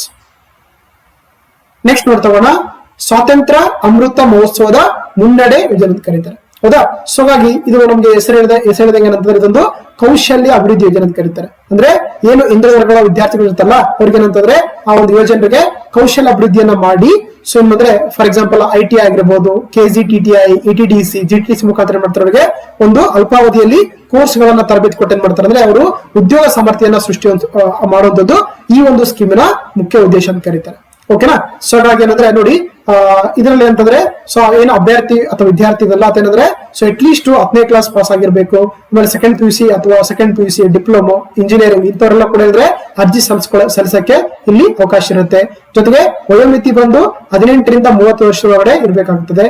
ಜೊತೆಗೆ ಈ ಪ್ರವರ್ಗ 1 ಕ್ಯಾಟಗರಿ ಫಸ್ಟ್ ಇದೆಯಲ್ಲ ಅವ್ರಿಗೆ ಯಾವುದೇ ರೀತಿಯ ಒಂದು ಆದಾಯದ ಮಿತಿ ಇಲ್ಲ ಇಲ್ಲಿ. ಅದೇ ರೀತಿ ಈ ಪ್ರವರ್ಗ 2A, 3A ಮತ್ತು 3B ಇದೆಯಲ್ಲ ಅವರ ಕುಟುಂಬದ ವಾರ್ಷಿಕ ಆದಾಯ ಬಂದು 8 ಲಕ್ಷದ ಒಳಗಡೆ ಇರ್ಬೇಕಾಗ್ತದೆ ವಾರ್ಷಿಕವಾಗಿ. ಓಕೆನಾ. ಅದೇ ರೀತಿ ಆ ವಿದ್ಯಾರ್ಥಿ ಅಂದ್ರೆ ಆಕ್ಚುಲಿ ಒಂದು ಸ್ವಯಂ ಘೋಷಣೆಯನ್ನು ಕೂಡ ಸಲ್ಲಿಸಬೇಕಾಗ್ತದೆ ಹೋಗುತ್ತೆ. ಜೊತೆಗೆ ಈ ಒಂದು ಸ್ಕೀಮ್ ಇದೆಯಲ್ಲ ಇದನ್ನ ಅಂತಂದ್ರೆ ಕೌಶಲ್ಯ ಕರ್ನಾಟಕ ಪೋರ್ಟಲ್ ಆನ್ಲೈನ್ ಮುಖಾಂತರ ಆ ವಿದ್ಯಾರ್ಥಿಗಳು ಏನ್ ಮಾಡಬೇಕಾಗುತ್ತೆ, ಅರ್ಜಿ ಸಲ್ಲಿಸೋದ್ರ ಮುಖಾಂತರ ಈ ಒಂದು ಯೋಜನೆಯ ಸೌಲಭ್ಯವನ್ನ ಪಡ್ಕೊಳ್ಳೋಕೆ ಅವರಿಗೆ ಅಂದ್ರೆ ಸಾಧ್ಯ ಇರುತ್ತೆ ಅಂತ ಹೇಳಿ. ದಟ್ ಇಸ್ ಕಾಲ್ಡ್ ದ ಸ್ವಾತಂತ್ರ್ಯ ಅಮೃತ ಮಹೋತ್ಸವದ ಮುನ್ನಡೆ ಯೋಜನೆ ಅಂತ ಕರೀತಾರೆ. ಇದೊಂದು ಕೌಶಲ್ಯ ಅಭಿವೃದ್ಧಿ ಯೋಜನೆ ಅಂತ ಕರೀತಾರೆ. ಓಕೆ. ಎಸ್. ಸೊ ಇದಿಷ್ಟು ಸ್ಕೀಮ್ಗಳಾಗಿದೆ. ಅದೇ ರೀತಿ ನೋಡಿ, ಆಕ್ಚುಲಿ ರೀಸೆಂಟ್ ಆಗಿ ನಮಗೆ 2024-25 ಒಂದು ಕ್ರಿಯಾ ಯೋಜನೆ ಬಿಟ್ಟಿದ್ದಾರೆ. ಈ ಡಾಟಾವನ್ನು ಕೂಡ ನೀವು ಸೇಮ್ ಇಲ್ಲಿ ಕೂಡ ಸೇಮ್ ಇದೆ, ಬಳಸ್ಕೊಳ್ಬೇಕಾಗುತ್ತೆ. ಐ ವಿಲ್ ಶೋ ಯು ನಾ. ಓಕೆ, ತೋರಿಸ್ತೀನಿ ನಿಮಗೆ ನೋಡಿ.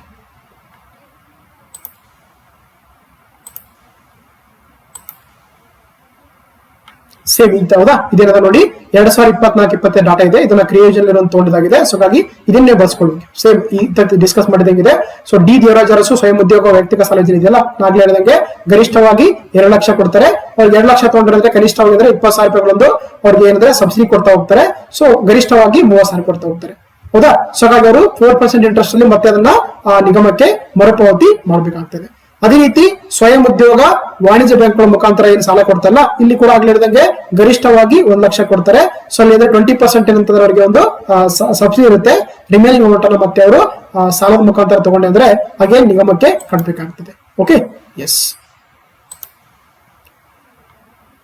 ಸೊ ಅದೇ ರೀತಿ ಗಂಗಾ ಕಲ್ಯಾಣ ಯೋಜನೆ ಬಗ್ಗೆ ಡಿಸ್ಕಸ್ ಮಾಡಿದ್ವಿ ನಾವು. ಆಗ್ಲೇ ಹೇಳಿದಂಗೆ ಏನು ಬೆಂಗಳೂರು ಗ್ರಾಮಾಂತರ, ಕೋಲಾರ, ರಾಮನಗರ ಇದೆಯಲ್ಲ ಅಲ್ಲಿಗೆ ಸೊ 4,75,000 ರೂಪಾಯಿ ಒಂದು ಅಮೌಂಟ್ ಅನ್ನು ಕೊಟ್ಟರೆ, ಅದೇ ರೀತಿ ರಿಮೈನಿಂಗ್ ಜಿಲ್ಲೆಗಳಿದೆಯಲ್ಲ ಏನ್ ಮಾಡ್ತಾರೆ ಅಲ್ಲಿಗೆ ಸೊ 3,75,000 ಕೊಡ್ತಾ ಹೋಗ್ತಾರೆ. ಇಲ್ಲಿ ಕೂಡ ಅಂತಂದ್ರೆ ಅವರು 4% ಇಂಟ್ರೆಸ್ಟ್ ಅಲ್ಲಿ 50,000 ರೂಪಾಯಿ ಸಾಲ ಕೊಟ್ಟಿರ್ತಾರಲ್ಲ ಅದನ್ನ ಮರುಪಾವತಿ ಮಾಡಬೇಕಾಗ್ತದೆ.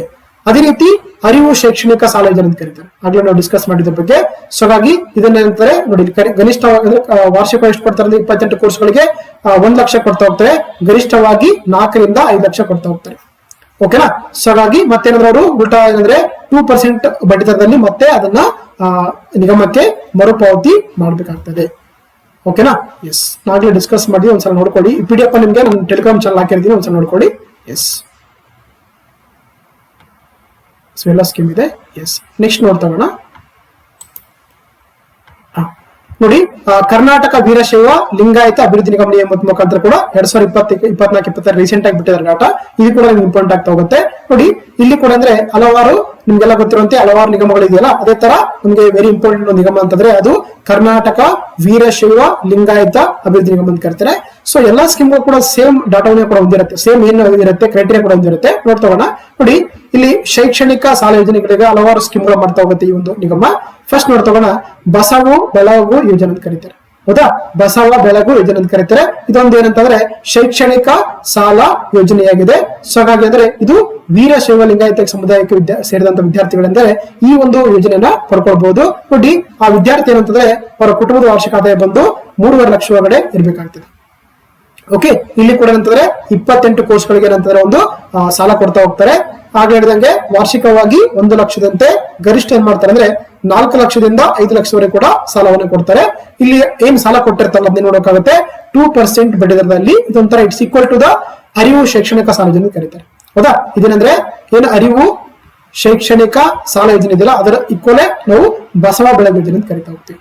ಓಕೆನಾ. ಹಾಗಾಗಿ ಆ ವಿದ್ಯಾರ್ಥಿ ಅಂದ್ರೆ CT ಮತ್ತೆ ನೀಟ್ ಮುಖಾಂತರ ಏನಂದ್ರೆ ಪಾಸ್ ಆದ್ರೆ ಅವ್ರಿಗೆ ಈ ಒಂದು ಸ್ಕೀಮ್ ಅಪ್ಲಿಕೇಬಲ್ ಆಗ್ತಾ ಹೋಗ್ತಿರ್ತೀವಿ. ಅದೇ ರೀತಿ ನೋಡ್ತೋಣ. ಸೊ ವಿದೇಶಿ ವಿದ್ಯಾ ವಿಕಾಸ ಯೋಜನೆ ಅಂತ ಕರಿತಾ ಹೋಗ್ತಾರೆ. ಸೊ ಆಗ್ಲೇ ಹೇಳಿದಂಗೆ ಸೇಮ್ ಅಲ್ಲಿ ಏನು ಒಂದು ವಿದೇಶಿ ಸಾಲ ಯೋಜನೆ ಇತ್ತು ಅದೇ ತರ ಇಲ್ಲಿ ಕೂಡ ಮಾಡ್ತಾ ಹೋಗ್ತಾರೆ. ಅದನ್ನ ನಾವು ವಿದೇಶಿ ವಿದ್ಯಾ ವಿಕಾಸ ಯೋಜನೆ ಅಂತ ಕರಿತಾರೆ. ನೋಡಿ ಇಲ್ಲಿ ಕೂಡ ಅಂದ್ರೆ ಆ ಕುಟುಂಬದ ಇದೆ ಅಂದ್ರೆ ವೀರಶೈವ ಲಿಂಗಾಯತ ಸಮುದಾಯಕ್ಕೆ ಸೇರಿದಂತ ವಿದ್ಯಾರ್ಥಿಗೆ ಅಪ್ಲಿಕೇಬಲ್ ಆಗ್ತಾ ಹೋಗುತ್ತೆ. ಆ ವಿದ್ಯಾರ್ಥಿಯ ಕುಟುಂಬದ ವಾರ್ಷಿಕ ಆದಾಯ ಬಂದು 8 ಲಕ್ಷ ಒಳಗಡೆ ಇರಬೇಕಾಗ್ತದೆ. ಓಕೆ, ಜೊತೆಗೆ ಇಲ್ಲಿ ಪೋಸ್ಟ್ ಡಾಕ್ಟರಲ್ ಆಗಿರ್ಬೋದು, PhD, ಮಾಸ್ಟರ್ ಡಿಗ್ರಿ ಕೋರ್ಸ್ಗಳಿಗೆ ಏನಂತಾರೆ ಗರಿಷ್ಠವಾಗಿ 10 ಲಕ್ಷದಂತೆ 3 ವರ್ಷದವರೆಗೆ ಏನ್ ಮಾಡ್ತಾರೆ ಅಂದ್ರೆ ಗರಿಷ್ಠವಾಗಿ 20 ಲಕ್ಷ ರೂಪಾಯಿಯನ್ನು ಅಂದ್ರೆ ಶೂನ್ಯ ಬಡ್ಡಿ ದರದಲ್ಲಿ, ಇಲ್ಲಿ ಯಾವುದೇ ರೀತಿಯ 0% ಇಂಟ್ರೆಸ್ಟ್ ಅಂತ ಕರೀತಾರೆ, ಯಾವುದೇ ರೀತಿಯ ಬಡ್ಡಿ ಇರಂಗಿಲ್ಲ. ಮತ್ತೇನಂದ್ರೆ ಅವ್ರು ಏನ್ ಮಾಡ್ಬೇಕಾಗತ್ತೆ, ಸೊ ಅದನ್ನ ಮರುಪಾವತಿ ಮಾಡ್ಬೇಕಾಗತ್ತೆ. ಓಕೆನಾ. ನೆಕ್ಸ್ಟ್ ನೋಡ್ತಗೋಣ, ಜೀವ ಜಲ ಯೋಜನೆ ಅಂತ ಕರೀತಾರೆ. ಹೌದಾ, ಇದು ಈಕ್ವಲ್ ಅಂತಂದ್ರೆ ಗಂಗಾ ಕಲ್ಯಾಣ ಯೋಜನೆ. ಈ ಒಂದು ವೀರಶೈವ ಲಿಂಗಾಯತ ನಿಗಮದಲ್ಲಿ ಏನ್ ಮಾಡ್ತಾರೆ ಅದನ್ನ ಜೀವ ಜಲ ಯೋಜನೆ ಅಂತ ಕರೀತಾರೆ. ಓಕೆನಾ. ಸೊ ಏನಂದ್ರೆ ಇದು ಕೂಡ ಒಂದು ನೀರಾವರಿ ಯೋಜನೆ ಆಗಿದೆ. ಇದೇನಂದ್ರೆ ವೀರಶೈವ ಲಿಂಗಾಯತ ಸಮುದಾಯಕ್ಕೆ ಸೇರಿದಂತ ಒಂದು ಏನಂದ್ರೆ ನೀರಾವರಿ ಸ್ಕೀಮ್ ಅಂತ ಕರಿತಾ ಹೋಗ್ತೀವಿ. ಹಾಗಾಗಿ ಒಂದು ಕುಟುಂಬದ ವಾರ್ಷಿಕ ಆದಾಯ ಬಂದು ಗ್ರಾಮಾಂತರ ಪ್ರದೇಶದರಾಗಿದ್ರೆ 98,000 ಒಳಗಡೆ ಇರ್ಬೇಕಾಗತ್ತೆ. ಅದೇ ರೀತಿ ಪಟ್ಟಣ ಪ್ರದೇಶದರಾಗಿದ್ರೆ 1,20,000 ಒಳಗಡೆ ಅವರ ಒಂದು ಆದಾಯದ ಮಿತಿ ಇರಬೇಕಾಗುತ್ತೆ. ಇದು ಸಣ್ಣ ಮತ್ತು ಅತಿ ಸಣ್ಣ ರೈತರಿಗೆ ಏನಂತಂದ್ರೆ ಒಂದು ಕೊಳವೆ ಬಾವಿಯ ಮುಖಾಂತರ ನೀರಾವರಿ ಸೌಲಭ್ಯ ಒದಗಿಸುವಂತದ್ದು ಈ ಒಂದು ಸ್ಕೀಮಿನ ಮುಖ್ಯ ಉದ್ದೇಶ ಆಗಿರುವಂತದ್ದು.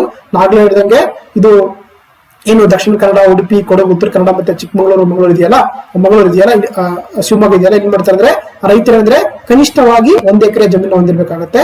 ಸೊ ಅದೇ ರೀತಿ ಉಳಿದಂತ ಏನ್ ಜಿಲ್ಲೆಗಳಿದೆಯಲ್ಲ ಅಲ್ಲಿ ಅಂತಂದ್ರೆ ಕನಿಷ್ಠವಾಗಿ 2 ಎಕರೆಯಿಂದ ಗರಿಷ್ಠವಾಗಿ 5 ಎಕರೆ ಒಳಗಡೆ ಭೂಮಿ ಹೊಂದಿದ್ರೆ ಅವ್ರಿಗೆ ಒಂದು ಸ್ಕೀಮು ಅಪ್ಲಿಕೇಬಲ್ ಆಗ್ತಾ ಹೋಗುತ್ತೆ. ಓಕೆನಾ.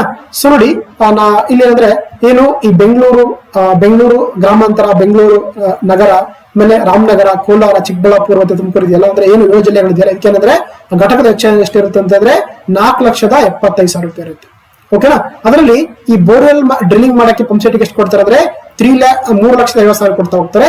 ಇನ್ನು ಕರೆಂಟ್ ಸಪ್ಲೈ ಮಾಡಕ್ಕೆ ಎಷ್ಟು ಮಾಡ್ತಾರೆ ಅಂದ್ರೆ 75,000 ರೂಪಾಯಿ ಚಾರ್ಜ್ ಮಾಡ್ತಾ ಹೋಗ್ತಾರೆ. ಓಕೆನಾ. ಸೊ ಈ ಉಳಿದಂತ ಅಮೌಂಟ್ ಏನ್ ಮಾಡ್ತಾರೆ ಅಂದ್ರೆ 50,000 ರೂಪಾಯಿ ಅಂದ್ರೆ ಅವ್ರಿಗೆ ರೈತರಿಗೆ ಸಾಲ ಕೊಡ್ತಾರೆ. ಅದು 4% ಇಂಟ್ರೆಸ್ಟ್ ಇದ್ರೆ ಮಾಡೋಕೆ ರೈತರು ಮತ್ತೆ ಅದನ್ನ ಮರುಪಾವತಿ ಮಾಡ್ಬೇಕಾಗ್ತದೆ. ಅದೇ ರೀತಿ ಉಳಿದಂತ ಜಿಲ್ಲೆ 25 ಜಿಲ್ಲೆಗಳಿದೆಯಲ್ಲ ಅಲ್ಲಿ ಏನಂದ್ರೆ ಅಮೌಂಟ್ ಎಷ್ಟಿರುತ್ತೆ, ಕಾಸ್ಟ್ಲಿ ಯೂನಿಟ್ ಕಾಸ್ಟ್ ಬಂದು 3,75,000 ಇರುತ್ತೆ. ಅದರಲ್ಲಿ 2,25,000 ಮಾಡ್ತಾರೆ ಅಂದ್ರೆ ಅದು ಬೋರ್ವೆಲ್ ಡ್ರಿಲ್ಲಿಂಗ್ ಮತ್ತೆ ಪಂಪ್ ಸೆಟ್ ವೆಚ್ಚಕ್ಕೆ ಬಳಸ್ಕೊಳ್ತಾರೆ. ಅದೇ ರೀತಿ 75,000 ಮಾಡ್ತಾರೆ ಅಂದ್ರೆ ಎಲೆಕ್ಟ್ರಿಸಿಟಿ ಸಪ್ಲೈ ಮಾಡ್ಕೊಳ್ಳಕ್ಕೆ. ಜೊತೆಗೆ 50,000 ಏನ್ ಮಾಡ್ತಾರೆ ಅಂದ್ರೆ ಅವ್ರಿಗೆ ಸಾಲ ರೂಪದಲ್ಲಿ 4% ಇಂಟ್ರೆಸ್ಟ್ ಕೊಡ್ತಾ ಹೋಗ್ತಾರೆ. ಓಕೆನಾ. ದಟ್ ಇಸ್ ಕಾಲ್ಡ್ ದ ಜೀವ ಜಲ ಯೋಜನೆ ಅಂತ ಕರೀತಾರೆ. ಸೇಮ್ ಹೌದಾ, ನಾವು ಬೇರೆ ಕಡೆ ಏನು ಈ ಒಂದು ದೇವರಾಜ ಅರಸು ನಿಗಮದಲ್ಲಿ ಗಂಗಾ ಕಲ್ಯಾಣ ಯೋಜನೆ ಇದೆಯಲ್ಲ, ಸೊ ಅದೇ ರೀತಿ ಈ ಒಂದು ವೀರಶೈವ ನಿಗಮದಲ್ಲಿ ಅದನ್ನ ಜೀವ ಜಲ ಯೋಜನೆ ಅಂತ ಕರೀತಾರೆ. ಸೊ ಸೇಮ್ ಡಾಟಾ ಕೂಡ ಇಲ್ಲಿ ಕೂಡ ಅಪ್ಲಿಕೇಬಲ್ ಆಗ್ತಾ ಹೋಗುತ್ತೆ. ಓಕೆನಾ. ಎಸ್. ನೆಕ್ಸ್ಟ್ ನೋಡ್ತಗೋಣ, ಕಾಯಕ ಕಿರಣ ಯೋಜನೆ ಅಂತ ಕರೀತಾರೆ. ಕಾಯಕ ಕಿರಣ ಯೋಜನೆ ಅಂತ ಕರೀತಾರೆ. ಇದೇನಂದ್ರೆ ನೋಡಿ ವೀರಶೈವ ಲಿಂಗಾಯತ ಸಮುದಾಯದ ನಿರುದ್ಯೋಗಿಗಳಿಗೆ ಸ್ವಯಂ ಉದ್ಯೋಗ ಮಾಡ್ಕೊಳ್ಳಕ್ಕೆ ಏನಂತಂದ್ರೆ ಈ ಒಂದು ಸಾಲವನ್ನು ಕೊಡುವಂತ ಸ್ಕೀಮ್ ಅನ್ನು ನಾವು ಕಾಯಕ ಕಿರಣ ಯೋಜನೆ ಅಂತ ಕರೀತಾರೆ. ಹೌದಾ, ಇಲ್ಲಿ ನೋಡಿ 1 ಲಕ್ಷ ರೂಪಾಯಿ ಅಮೌಂಟ್ ಕೊಟ್ಟರೆ ಅಂತಂದ್ರೆ ಅವ್ರಿಗೆ 20,000 ರೂಪಾಯಿಗೆ ಸಬ್ಸಿಡಿ ಇರುತ್ತೆ. ರಿಮೈನಿಂಗ್ 80,000 ಇರುತ್ತಲ್ಲ ಅದನ್ನ ಏನ್ ಮಾಡ್ತಾರೆ 1,000 ರೂಪಾಯಿ ಕೊಡ್ತಾ ಇರ್ತಾರೆ. ಅದೇ ರೀತಿ ಏನಾದ್ರು ಕೂಡ ಅಭ್ಯರ್ಥಿಗೆ 1 ಲಕ್ಷದಿಂದ 2 ಲಕ್ಷ ಏನಾದ್ರು ಕೂಡ ಸಾಲ ಕೊಟ್ರೆ ಘಟಕದ ಹೆಚ್ಚಾಗಿದ್ರೆ ಏನ್ ಮಾಡ್ತಾರೆ 30,000 ರೂಪಾಯಿಗೆ ಸಬ್ಸಿಡಿ ಸಿಗುತ್ತೆ. 1,70,000 ಅಂತವರಿಗೆ ಸಾಲ ಕೊಡ್ತಾ ಹೋಗ್ತಾರೆ. ಅದನ್ನ ಏನ್ ಮಾಡ್ಬೇಕು ಆ ಅಭ್ಯರ್ಥಿ 4% ಇಂಟ್ರೆಸ್ಟ್ ಅಲ್ಲಿ ಮತ್ತೆ ಅದನ್ನ ಆ ಒಂದು ನಿಗಮಕ್ಕೆ ಮರುಪಾವತಿ ಮಾಡಬೇಕಾಗ್ತದೆ. ಓಕೆನಾ, ದಟ್ ಇಸ್ ಕಾಲ್ಡ್ ದ ಕಾಯಕ ಕಿರಣ ಯೋಜನೆ ಅಂತ ಕರೀತಾರೆ. ಎಸ್, ನೆಕ್ಸ್ಟ್ ನೋಡ್ತಗೋಣ ಭೋಜನಾಲಯ ಕೇಂದ್ರ ಅಂತ ಒಂದು ಸ್ಕೀಮ್ ಇದೆ ನೋಡಿ. ಭೋಜನಾಲಯ ಅಂತ ತಕ್ಷಣ ಗೊತ್ತಾಗುತ್ತೆ ಇದೊಂದು ಖಾನಾವಳಿ ಅಂತ ಕರಿತೀವಿ ನಮ್ಮ ಕಡೆ ಅಲ್ವಾ, ಉತ್ತರ ಕನ್ನಡದಲ್ಲಿ ಖಾನಾವಳಿ ಅಥವಾ ಒಂದು ಹೋಟೆಲ್ ಯೋಜನೆ ಅಂತ ಕರಿತಾ ಹೋಗ್ತಾರೆ. ನೋಡಿ ಏನು ಒಂದು ವೀರಶೈವ ಸಮುದಾಯದ ಜನರೇನಂದ್ರೆ ಹೋಟೆಲ್ ಅಥವಾ ಖಾನಾವಳಿ ಬಿಸ್ನೆಸ್ ಮಾಡ್ಕೊಳಕ್ಕೆ ಏನಂತಂದ್ರೆ ಒಂದು ಸಾಲ ಕೊಡುವಂತ ಯೋಜನೆಯನ್ನು ನಾವು ಭೋಜನಾಲಯ ಕೇಂದ್ರ ಅಂತ ಕರೀತಾರೆ. ಹೌದಾ, ಸೊ ಹಾಗಾಗಿ ನೋಡಿ ಇಲ್ಲಿ ಅಂದ್ರೆ ಸಾಮಾನ್ಯವಾಗಿ 5 ಲಕ್ಷದವರೆಗೆ ಏನಂತಾರೆ ಅವ್ರಿಗೆ ಸೊ ಘಟಕದ ವೆಚ್ಚ ಇದ್ರೆ ಏನ್ ಮಾಡ್ತಾರೆ ಅಂದ್ರೆ 4,60,000 ರೂಪಾಯಿ ಅಂತ ಅವರಿಗೆ ಸಾಲದ ರೂಪಾಯಿ ಕೊಡ್ತಾರೆ. ಇನ್ನು 40,000 ಅವರಿಗೆ ಸಬ್ಸಿಡಿ ಸಿಗ್ತಾ ಹೋಗುತ್ತೆ. ಜೊತೆಗೆ ಯಾರೆಲ್ಲ ಇದಕ್ಕೆ ಅಪ್ಲಿಕೇಶನ್ ಆಗ್ತಾರೆ ಅಂದ್ರೆ ಅವ್ರು ಕಡ್ಡಾಯವಾಗಿ ಕನಿಷ್ಠವಾಗಿ ಅಂದ್ರೆ 20 × 30 ಆಯ್ತಲ್ಲ ಒಂದೇಂದ್ರೆ ಸೈಟ್ ಅಥವಾ ನಿವೇಶನ ಹೊಂದಿರಲೇಬೇಕಾಗುತ್ತೆ. ಅವ್ರಿಗೆ ಮಾತ್ರ ಈ ಒಂದು ಸ್ಕೀಮ್ ಅನ್ನ ಸಾಲವನ್ನ ಕೊಡ್ತಾ ಹೋಗ್ತಾರೆ. ಓಕೆ, ನೆಕ್ಸ್ಟ್ ನೋಡ್ತಗೋಣ ವಿಭೂತಿ ನಿರ್ಮಾಣ ಘಟಕ ಅಂತ ಕರೀತಾರೆ. ನಮ್ಗೆಲ್ಲ ಗೊತ್ತಿರುವಂತೆ ಈ ಬಸವಾದಿ ಶರಣರ ಅಂತಂದ್ರೆ ಸಾಮಾನ್ಯವಾಗಿ ವಿಭೂತಿಗಳನ್ನು ಅಂತಂದ್ರೆ ಒಂದು ಭಕ್ತಿಯ ಪ್ರತೀಕವಾಗಿ ಬಳಸ್ತಾ ಹೋಗ್ತಾರೆ. ಆಗ ಇವತ್ತಿ ಕೂಡ ಆ ಒಂದು ಸಮುದಾಯದವರು ವಿಭೂತಿಗಳ ನಿರ್ಮಾಣ ಮಾಡೋದ್ರ ಮುಖಾಂತರ ಅವರು ಒಂದು ಬಿಸ್ನೆಸ್ ಅನ್ನ ಮಾಡ್ತಾ ಇದ್ದಾರೆ. ಹೌದಾ, ಸೊ ಹಾಗಾಗಿ ಇಲ್ಲಿ ಅಂದ್ರೆ ಏನು ವೀರಶೈವ ಲಿಂಗಾಯತ ಸಮುದಾಯ ಅಂದ್ರೆ ವಿಭೂತಿಯನ್ನು ತಯಾರಿಸುವಾಗ ಏನಂದ್ರೆ ಸಾಲ ಮತ್ತು ಸಹಾಯಧನ ಮಾಡುವಂತ ಯೋಜನೆ ಇದೆಯಲ್ಲ ಅದನ್ನು ವಿಭೂತಿ ನಿರ್ಮಾಣ ಘಟಕ ಅಂತ ಕರೀತಾರೆ. ನೋಡಿ ಹಾಗಾಗಿ ಯಾರೆಲ್ಲ ಈ ಒಂದು ಸ್ಕೀಮ್ ಅಪ್ಲಿಕೇಶನ್ ಮಾಡ್ಬೇಕು ಅನ್ಕೊಂಡಿರ್ತಾರೆ ಅವರ ಒಂದು ಕುಟುಂಬದ ವಾರ್ಷಿಕ ಆದಾಯ ಬಂದು 3.5 ಲಕ್ಷ ಒಳಗಡೆ ಇರ್ಬೇಕಾಗುತ್ತೆ. ಜೊತೆಗೆ ವಯೋಮಿತಿ ಅಂತಂದ್ರೆ 18 ರಿಂದ 55 ವರ್ಷ ಒಳಗಡೆ ಇರ್ಬೇಕಾಗ್ತದೆ. ಓಕೆನಾ, ಜೊತೆಗೆ ಘಟಕದ ವೆಚ್ಚ ಬಂದು ಎಷ್ಟು ಅಂದ್ರೆ 4 ಲಕ್ಷ ರೂಪಾಯಿ ಕೊಡ್ತಾರೆ. ಸೊ 4 ಲಕ್ಷ ಕೊಟ್ಟರೆ ಏನಾಗುತ್ತೆ ಅದರಲ್ಲಿ 3,60,000 ಅಂತವರಿಗೆ ಸಾಲ ರೂಪದಲ್ಲಿ ಕೊಟ್ಟರೆ ಜೊತೆಗೆ ಇನ್ನು 40,000 ಅವರಿಗೆ ಸಹಾಯಧನ ಅಥವಾ ಸಬ್ಸಿಡಿ ಕೊಡ್ತಾ ಹೋಗ್ತಾರೆ. ಅದನ್ನ 3% ಇಂಟ್ರೆಸ್ಟ್ ಅಲ್ಲಿ ಮತ್ತೆ ಆ ಒಂದು ಅಮೌಂಟ್ ಅನ್ನ ನಿಗಮಕ್ಕೆ ಮರುಪಾವತಿ ಮಾಡ್ಬೇಕಾಗುತ್ತೆ. ಓಕೆನಾ, ಸಿಎಸ್. ನೆಕ್ಸ್ಟ್ ನೋಡ್ತಗೋಣ ಸ್ವಾವಲಂಬಿ ಸಾರಥಿ ಯೋಜನೆ ಅಂತ ಕರೀತಾರೆ. ನಾಗಲೇ ಹೇಳಿದಾಗ ಇದೊಂದು ನಿರುದ್ಯೋಗ ಚಾಲಕರಿಗೆ ಅಂದ್ರೆ ಸ್ವಯಂ ಉದ್ಯೋಗ ಕೊಂಡ್ಕೊಳ್ಳಕ್ಕೆ ಅಂದ್ರೆ ಏನ್ ಮಾಡುತ್ತೆ ಸೊ 4-ವೀಲರ್ ವೆಹಿಕಲ್ ಕೊಂಡ್ಕೊಳ್ಳಕ್ಕೆ ಸಹಾಯ ಮಾಡುವಂತ ಸ್ಕೀಮ್ ಅಂತ ಕರಿತೀವಿ. ಇಲ್ಲಿ ಏನಂದ್ರೆ ಒಂದು 50% ಅಮೌಂಟ್ ಅಂತಂದ್ರೆ ಅವ್ರಿಗೆ ಆಕ್ಚುಲಿ ಅಂದ್ರೆ ಗರಿಷ್ಠವಾಗಿ 3 ಲಕ್ಷ ರೂಪಾಯಿ ಅಂದ್ರೆ ಸಹಾಯಧನ ಕೊಡ್ತಾರೆ. ರಿಮೈನಿಂಗ್ ಅಮೌಂಟ್ ಅಂತಂದ್ರೆ ಬ್ಯಾಂಕ್ ಮುಖಾಂತರ ಕೊಡ್ತಾ ಹೋಗ್ತಾರೆ.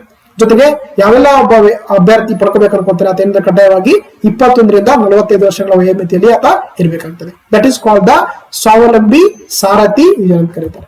ಓಕೆ, ಇನ್ನು ನೆಕ್ಸ್ಟ್ ನೋಡ್ತಗೋಣ ಸ್ವಯಂ ಉದ್ಯೋಗ ಸಾಲ ಯೋಜನೆ ಅಂತ ಕರೀತಾರೆ. ಇದು ಕೂಡ ಅಂದ್ರೆ ವಾಣಿಜ್ಯ ಬ್ಯಾಂಕ್ಗಳ ಸಹಯೋಗದೊಂದಿಗೆ ಕೊಡುವಂತ ಒಂದು ಸಾಲ ಯೋಜನೆ ಅಂತ ಕರಿತೀವಿ. ಸೊ ಗರಿಷ್ಠವಾಗಿ ಏನಂತಂದ್ರೆ 1 ಲಕ್ಷ ಕೊಡ್ತಾರೆ. ಅದರಲ್ಲಿ ಸೊ 20% ಅಂತಂದ್ರೆ ಆಕ್ಚುಲಿ ಒಂದು ಅವರಿಗೆ ಏನಂದ್ರೆ ಸಬ್ಸಿಡಿ ಕೊಡ್ತಾ ಹೋಗ್ತಾರೆ. ಹೌದಾ, ಅದೇ ರೀತಿ ಸ್ವಾತಂತ್ರ್ಯ ಅಮೃತ ಮಹೋತ್ಸವದ ಮುನ್ನಡೆ ಯೋಜನೆ ಅಂತ ಕರಿತೀವಿ. ಸೇಮ್ ನಮ್ಗೇನು ದೇವರಾಜ ಅರಸು ನಿಗಮದಲ್ಲಿ ಬಂತಲ್ಲ ಇದೇ ತರ ಸೇಮ್ ಇದೆ. ಇದು ಕೂಡ ಏನಂತಂದ್ರೆ ಆಕ್ಚುಲಿ ಏನು ವೀರಶೈವ ಲಿಂಗಾಯತ ವಿದ್ಯಾರ್ಥಿಗಳಿಗೆ ಏನ್ ಮಾಡ್ತಾರೆ ಅಂದ್ರೆ ಒಂದು ಕೌಶಲ್ಯ ಅಭಿವೃದ್ಧಿ ಮಾಡುವಂತದ್ದು ಈ ಒಂದು ಸ್ಕೀಮಿನ ಮುಖ್ಯ ಉದ್ದೇಶವಾಗಿದೆ. ಸೊ ಹಾಗಾಗಿ ಆ ವಿದ್ಯಾರ್ಥಿ 10ನೇ ತರಗತಿ ಮುಗಿಸಿರ್ಬೇಕು ಅಥವಾ ಸೆಕೆಂಡ್ PUC ಡಿಪ್ಲೊಮಾ ಪದವಿ ಇಂಜಿನಿಯರಿಂಗ್ ಮುಗಿಸಿರುವಂತ ವಿದ್ಯಾರ್ಥಿ ಅಂದ್ರೆ ಸೊ ಕೊಡ್ತಾ ಹೋಗ್ತಾರೆ. ಜೊತೆಗೆ ಆತನ ವಯೋಮಿತಿ ಬಂದು 18 ರಿಂದ 25 ವರ್ಷ ಒಳಗಡೆ ಇರ್ಬೇಕಾಗ್ತದೆ. ಜೊತೆಗೆ ಆತನ ಕುಟುಂಬ ವಾರ್ಷಿಕ ಆದಾಯ ಬಂದು 8 ಲಕ್ಷ ಒಳಗಡೆ ಇರ್ಬೇಕಾಗುತ್ತೆ. ಓಕೆನಾ, ಜೊತೆಗೆ ಯಾರೆಲ್ಲ ಈ ಸ್ಕೀಮ್ ಅಪ್ಲಿಕೇಶನ್ ಮಾಡ್ಬೇಕು ಅನ್ಕೊಂತಾರೆ ಏನ್ ಮಾಡ್ಬೇಕಾಗತ್ತೆ ಅವರು ಸೊ ಈ BCWD kausalkar.com ಮುಖಾಂತರ ವೆಬ್ಸೈಟ್ ಮುಖಾಂತರ ಅಂದ್ರೆ ಸೊ ಆನ್ಲೈನ್ ಅರ್ಜಿ ಸಲ್ಲಿಸಿದ್ರೆ ಅವರಿಗೆ ಈ ಒಂದು ಸ್ಕೀಮ್ ಅನ್ನ ಸೆಲೆಕ್ಷನ್ ಮಾಡ್ಕೊಂಡು ಅವರಿಗೆ ಟ್ರೈನಿಂಗ್ ಅನ್ನ ಕೊಡಲಾಗ್ತಾ ಹೋಗುತ್ತೆ.